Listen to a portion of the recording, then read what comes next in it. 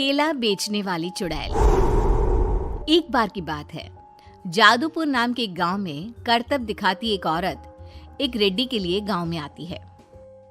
आइए आइए मेहरबान कदरदान, खाइए रोहड़ा के ताजे ताजे केले। कभी खाए नहीं होंगे ऐसे केले, पीले पीले केले खाइए। ये कहकर रोहड़ा हाथों में 4 केले लिए उन्हें सर्कल में जोर जोर से हवा में उछालती हुई करतब दिखाती है, जिसे देखकर आसपास के सारे बच्चे अपने अपने मम्मी पापा से उस औरत के पास जाने की जिद करने लग जाते हैं। पापा, ऐसा तो सर्कस में बॉल से होता है ना, ये आंटी तो केले से कर रही है। चलिए ना पापा, देखते हैं। रोहड़ा एक पतली सी तार पर चलती हुई केलों से करतब दिखाती है। आते जाते सभी लोग बाहर रुककर उसके करतब देखते हैं और वाह वाही करते नहीं थकते। जैसे ही एक आदमी पास आकर उसे पैसे देने लग जाता है, तब वो कहती है, अरे नहीं नहीं साहब, मैं करतब तो बच्चों के मन को बहलाने के लिए करती हूँ। धंधा तो मेरा केले का है। पीछे देखो मेरी रेड्डी, जो भी मेरे केले खाएगा मेरी तरह चुस्त दुरुस्त और तंदुरुस्त हो जाएगा। पता चलता है क्या कि मेरी उम्र 55 की है। अरे पर ऐसे ठंड के मौसम में कोई केला क्यों खाएगा? ये ऐसे वैसे केले नहीं है साहब, ये शरीर में गर्मी देते हैं। ठंड को दूर भगाए जो भी रोहिणा के केले खाए। पापा, अगर मुझे केले नहीं मिले तो मैं घर नहीं जाऊंगी। तभी उसके पापा कहते हैं कि बेटा, केले ठंड में कभी गर्मी नहीं देते। ये सब कहने की बातें हैं, सामान बेचने का तरीका है इनका। पर पिंकी नहीं मानती। मैं केले खाऊंगी। पिंकी की जिद के आगे नत्थू हार जाता है और उसे केले खरीद कर दे देता है। पिंकी खुश होकर केले घर ले आकर खाती है। अब मैं भी करतब करूंगी, कितना मजा आएगा। जादुई केले।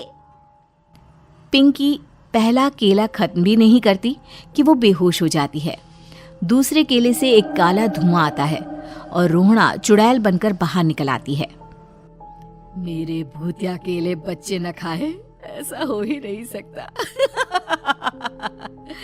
जादूपुर वालों, कब तक बचोगे? आ गई हूँ मैं रोहड़ा, जिसका कोई नहीं कर सकता सामना। रोहड़ा पिंकी को गोद में उठाकर काले धुएं में कहीं गायब हो जाती है। शाम के वक्त नत्थू घर लौटता है और पिंकी को घर में ना पाकर उसकी माँ से कहता है, माँ पिंकी कहाँ है? अरे बेटा, उसे तो तू सुबह करतब दिखाने ले गया था ना, फिर कहाँ वापस आए तुम दोनों? मुझे लगा तू उसे अपने साथ मंडी ले गया होगा। हे भगवान, मेरी बच्ची कहाँ गई? मैं उसे घर ही तो छोड़कर गया था माँ। नत्थू गांव के घर कोने में अपनी बेटी को ढूंढता है, पर उसे वो कहीं नहीं मिलती। परेशान होकर आखिर रो रो कर नत्थू हिम्मत हार कर घर लौट आता है। अगली सुबह रोहड़ा फिर से करतब दिखाने आती है और इस बार पिंकी की तरह रोनी केले खरीद लेता है। 50 रुपए दिए थे पापा ने, सारे पैसों की मैंने केले खरीद लिए हैं। अब मैं भी आंटी की तरह ही करतबबाज बन जाऊंगा। यही सोचते हुए रोनी केले खाता है और पहला अकेला केला आधा खत्म भी नहीं करता कि चुड़ैल उसके सामने आ जाती है। मेरे साथ चलने का समय आ गया है रोनी। ये तो बस शुरुआत है।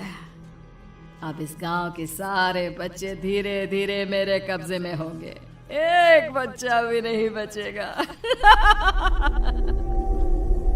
ये कहकर रोना रोनी को गोद में लेकर काले धुएं में अदृश्य हो जाती है।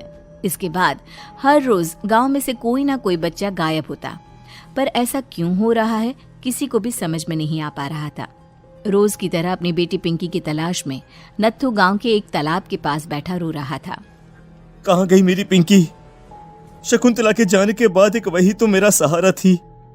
अरे उसकी आत्मा कोस रही होगी मुझे कि मैं अपनी बच्ची को संभाल भी नहीं पाया। नत्थू ये कहता हुआ रो ही रहा था कि तभी तालाब में से उसे शकुंतला की आवाज सुनाई देती है। कहाँ थी तुम शकुंतला? हमारी बच्ची और सारे गायब हुए बच्चे रोहड़ा के कब्जे में हैं। वो बच्चों को जो केले देती है उससे बच्चे बेहोश हो जाते हैं और उसके कब्जे में आ जाते हैं और वो उन्हें ले जाकर काली दुनिया में ले जाती है। पर वो ऐसा क्यों कर रही है?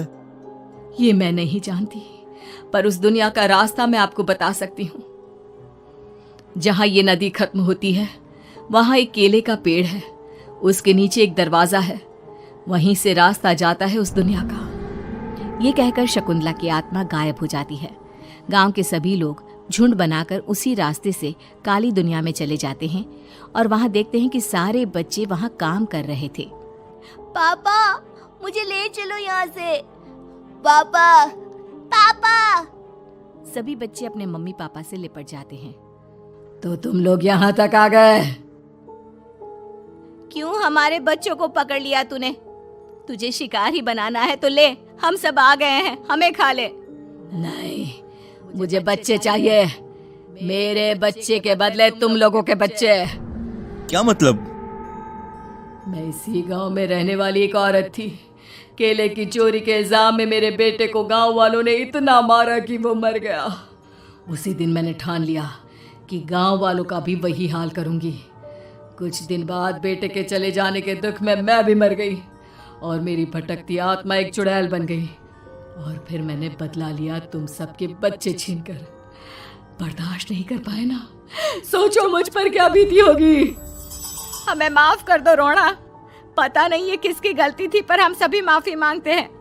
हमारी खुशियां लौटा दो, तुम भी तो एक माँ हो।